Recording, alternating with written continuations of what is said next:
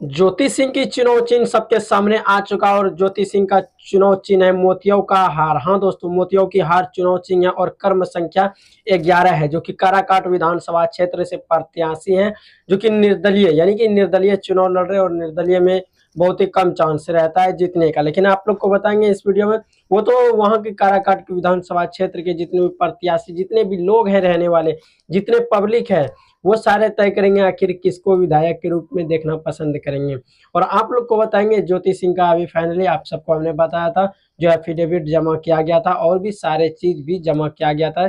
Successful हुआ कि नहीं हुआ ये चीज हम उसमें नहीं बता पाए थे, क्योंकि उस टाइम कंफर्म नहीं हुआ था, लेकिन अब फाइनल हो चुका है ज्योति सिंह का कि मोती यऊ की हार। हाँ दोस्तों, मोती का हार मतलब क्या कहते हैं, छाप आ चुका है, जो कि ईवीएम मशीन में वहां पे आप सभी को दिखाया जाएगा।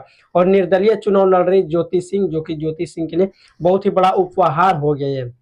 और हाँ, ये चीज का पता हमको शाम में ही चला था, लेकिन मैं वीडियो बनाने के लिए थोड़ा बिजी था, इसलिए मैं थोड़ा लेट से ये चीज अपडेट दे रहा हूँ, उसके लिए क्षमा चाहूंगा। लेकिन आप लोग को बताएंगे कर्म संख्या 11 और मोतियों की हार छाप आए हुए हैं, जो कि ईवीएम मशीन में आप सभी को देखने के लिए मिलेगा।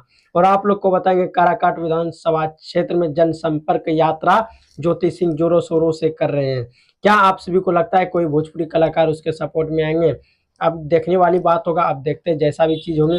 क्योंकि ज्योति सिंह अपने हलफनामे में बताते हैं, क्या कहते हैं, 18 लाख रुपए की मतलब प्रॉपर्टी और उसमें 14 लाख की ग्रैंड विटारा कार रहते हैं। और आप लोग को बताएंगे क्या कहते हैं, उसके पास 80,000 रुपए कैश। वो लोग बोल रहे हैं कि मदद के लिए भी गुहार लगा रहे हैं।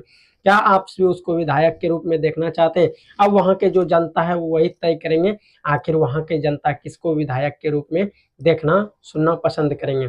क्या आप सभी को लगता है कि ज्योति सिंह विधायक का चुनाव जीत पाएगी?